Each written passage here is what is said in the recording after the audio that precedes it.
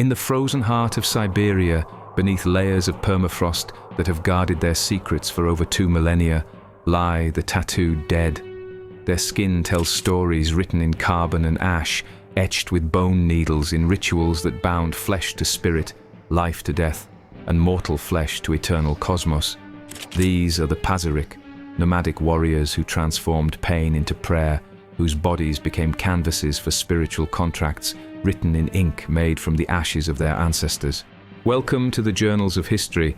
This isn't just about ancient tattoos, it's about what happens when art becomes a way to carry identity, belief, and memory beyond the grave.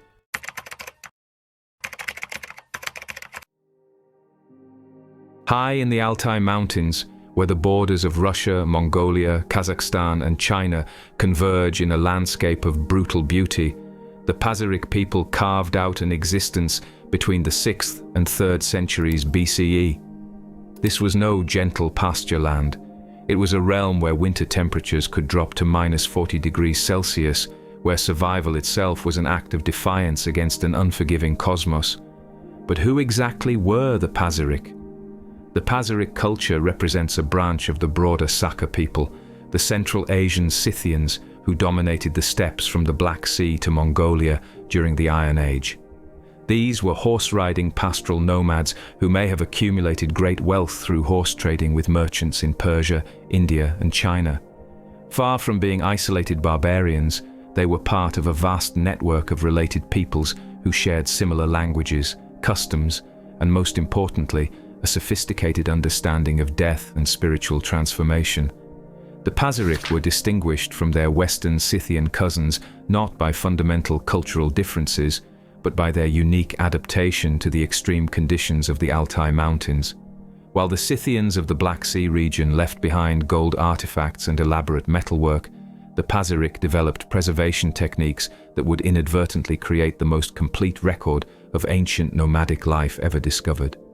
They were sophisticated nomads who developed one of the most intricate burial cultures the ancient world has ever produced. The Pazyryk lived as mounted warriors and herders, their entire civilization built around the sacred relationship between human and horse. They moved with the seasons across vast steppes, their felt tents and wooden wagons carrying not just possessions, but an entire worldview that saw death not as an ending, but as a transformation requiring careful preparation. Their society was hierarchical, with chiefs and nobles whose elaborate burials would eventually reveal to us the depth of their spiritual sophistication. But what made the Pazyryk truly unique was how they understood the body itself, not as a temporary vessel, but as a permanent contract with the divine, a surface upon which spiritual truths could be inscribed for eternity. The harsh climate that made their lives so challenging would prove to be archaeology's greatest gift. The permafrost that formed over their burial mounds preserved not just bones and artifacts, but soft tissue, textiles, and most remarkably, the intricate tattoos that covered their skin. What began as a survival strategy, burying their dead deep enough to reach the permanently frozen earth, became an unintentional time capsule that would preserve their most intimate spiritual practices for modern eyes.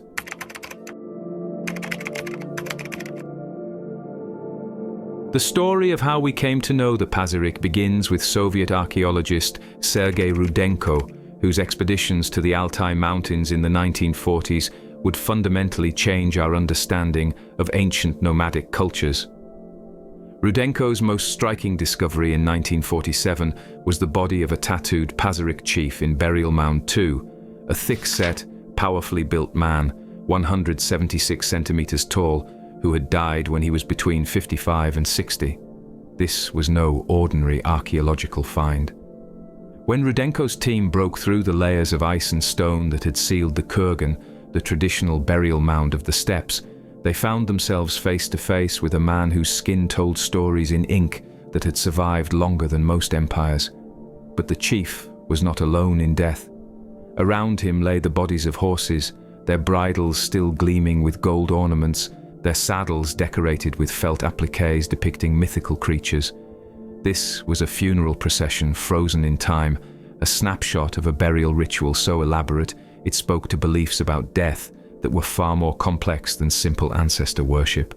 The preservation was so complete that archaeologists could see not just the tattoos themselves, but the technique used to create them.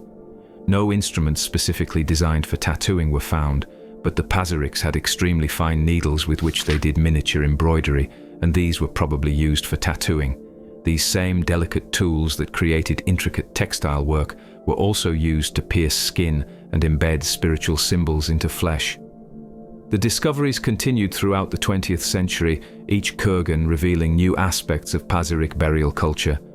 But it was in 1993 that archaeologist Natalia Polosmak would uncover perhaps the most famous of all Pazyryk mummies, the so-called Ice Maiden, or Princess of Ukok. A 2,500-year-old mummy of a tattooed woman in a silk blouse was found in the remote Altai region of Central Asia, her body bearing tattoos that would revolutionize our understanding of ancient spiritual practices. What made these discoveries so extraordinary was not just their preservation, but what they revealed about the sophisticated embalming techniques the Pazyryk had developed. This was not simple burial. It was a complex process of preparing the body for eternal existence.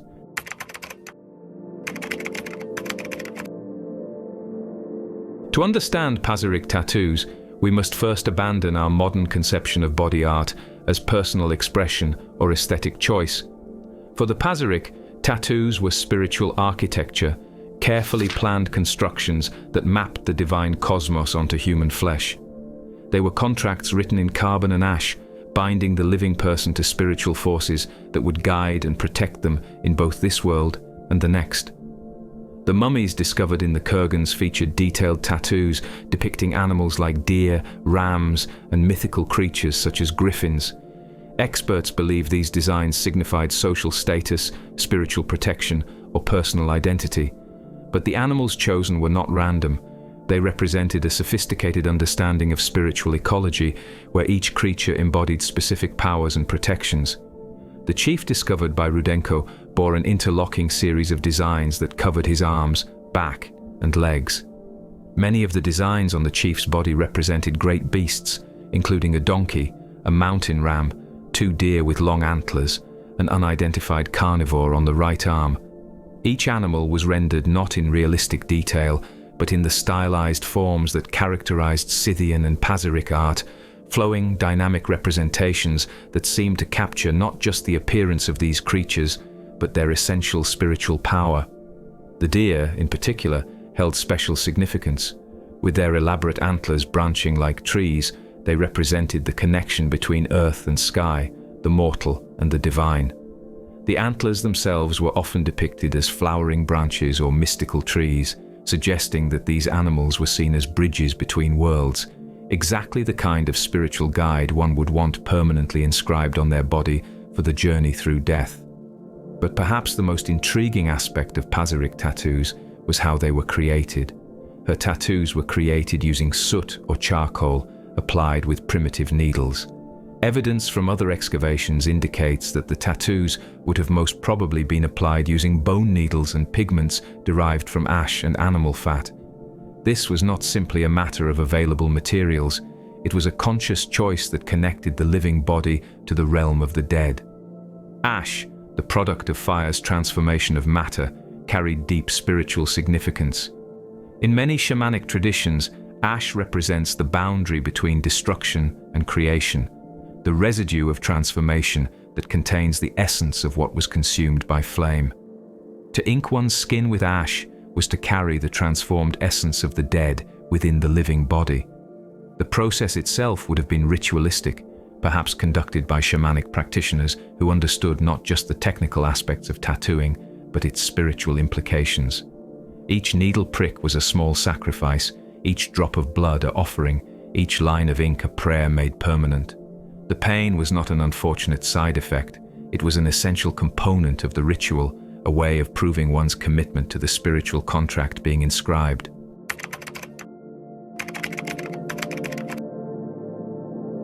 Death, for the Pazyryk, was not the end of existence, but its most crucial transformation. The elaborate burial rituals they developed reveal a culture that saw the moment of death as requiring the same careful preparation as any major life transition, perhaps more so, since the stakes were eternal. Before placing the bodies in the frozen tombs, the Pazyryk people employed sophisticated embalming techniques. The deceased had their internal organs removed and replaced with horsehair and plants to maintain the body's form. The skin was treated with bark and other plant extracts to slow decay. This was preservation with purpose.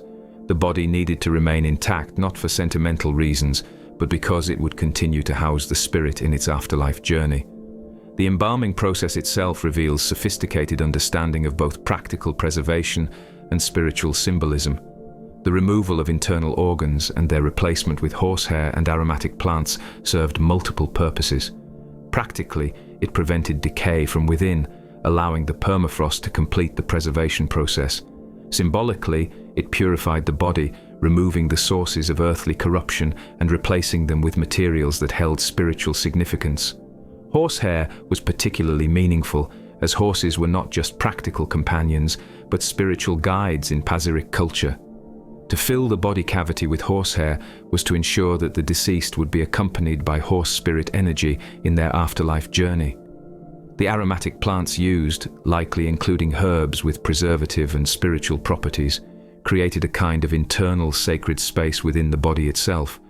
But the most dramatic aspect of Pazyryk burial was the horse sacrifice that accompanied the interment of important individuals. These were not casual killings, but elaborate rituals where the horses were carefully prepared, decorated with ornate bridles and saddle covers, and arranged around the human burial as if ready for an eternal journey. Archaeological evidence suggests that up to 16 horses might be sacrificed for a single important burial, each one representing a different aspect of the deceased's spiritual needs in the afterlife. The burial chambers themselves were architectural marvels, constructed from massive logs and designed to last for eternity. The bodies were placed in wooden sarcophagi, surrounded by grave goods that included not just practical items like weapons and tools, but luxury objects that spoke to beliefs about the afterlife as a continuation of earthly status and relationships. Among the most remarkable grave goods were textiles of extraordinary craftsmanship, the oldest woolen knotted pile carpet known, the oldest embroidered Chinese silk, and woven fabrics that demonstrated the Pazyryk's connections to trade networks spanning the ancient world. These were not just beautiful objects, but spiritual technologies, textiles that would provide comfort and status in the afterlife.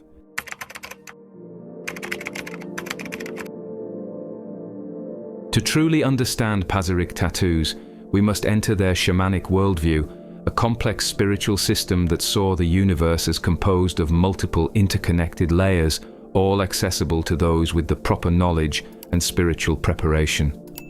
In this cosmology, the human body was not just a physical vessel, but a kind of spiritual map, a surface where the invisible relationships between different realms could be made visible and permanent.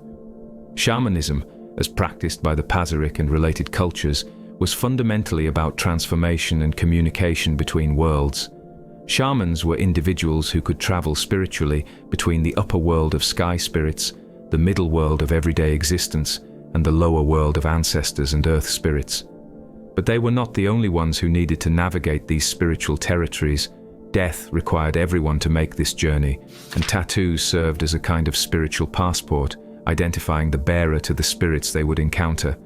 The animals depicted in Pazyryk tattoos were not random choices, but specific spiritual allies, each with its own powers and territories within the shamanic cosmos. The deer with their branching antlers represented the world tree, the cosmic axis that connected all levels of existence. The griffins and other hybrid creatures depicted on some tattoos were shamanic helpers, beings that could travel between worlds because they partook of multiple natures, part bird, part beast, part divine spirit. But the tattoos were more than just spiritual identification. They were active spiritual technology. In shamanic understanding, what is done to the body affects the spirit, and what is inscribed on the body becomes part of the person's spiritual essence. The pain of tattooing was itself a shamanic technique, a way of entering altered states of consciousness where communication with spirits became possible.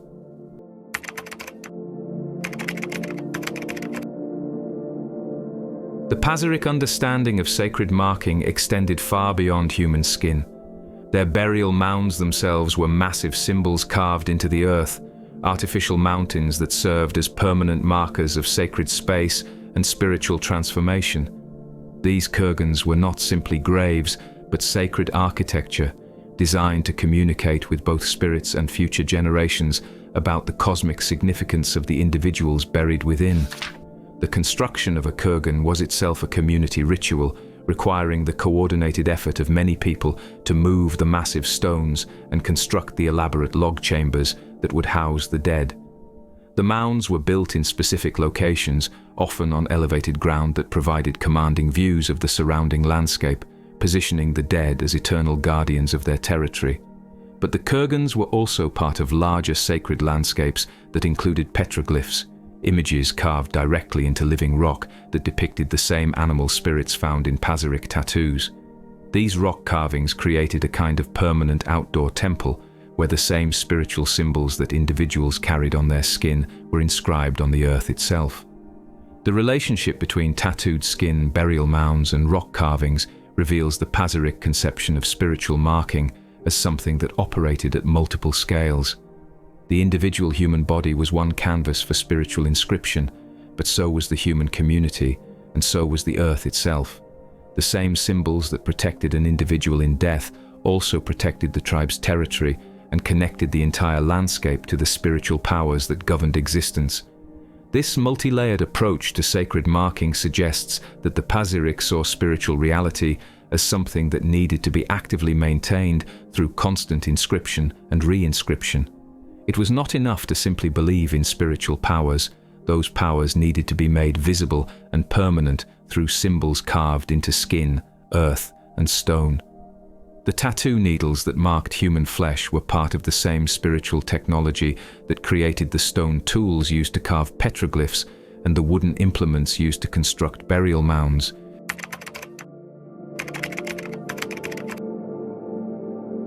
As we reflect on the extraordinary spiritual technology of the Pazyryk people, we encounter questions that transcend archaeology and touch on the deepest mysteries of human nature itself. Why, across cultures and centuries, have humans repeatedly turned to permanent marking of the body as a way of expressing and ensuring spiritual truths? What is it about pain, permanence, and the flesh itself that serves as such a powerful medium for sacred communication? The Pazyryk tattoos reveal something profound about the human relationship with mortality and meaning. In a world where everything else is temporary, where empires fall, languages are forgotten, and even the mightiest works of architecture crumble into dust, the human body represents a unique opportunity for permanence. To mark the body is to create something that will last as long as the individual exists, and potentially beyond, as the Pazyryk mummies so dramatically demonstrate. But the choice to use ash and carbon as tattoo pigments reveals an even deeper truth. The Pazyryk were not simply seeking permanence, they were seeking to carry transformation itself within their bodies. Ash is the product of complete change, the residue of destruction that creates new possibilities. To ink one's skin with ash was to become a living symbol of transformation, a walking reminder that destruction and creation are not opposites, but parts of a single cosmic process. In our modern world, where digital communication allows us to share thoughts instantly across vast distances, there is something deeply moving about these ancient people who chose to write their most important truths not in books or on monuments, but in their own flesh. They understood something that we are perhaps only beginning to rediscover, that the body itself is a form of technology, an interface between spirit and matter that can be deliberately modified to enhance its spiritual capabilities. Their frozen mummies, discovered more than 2 millennia after their deaths, continue to speak to us about the power of permanence and the possibility of transcendence through suffering. In a world where most of what we consider important will be forgotten within decades, the Pazyryk created something that has outlasted empires, a form of human art that transforms pain into prayer, flesh into sacred text, and mortality into a doorway to the eternal.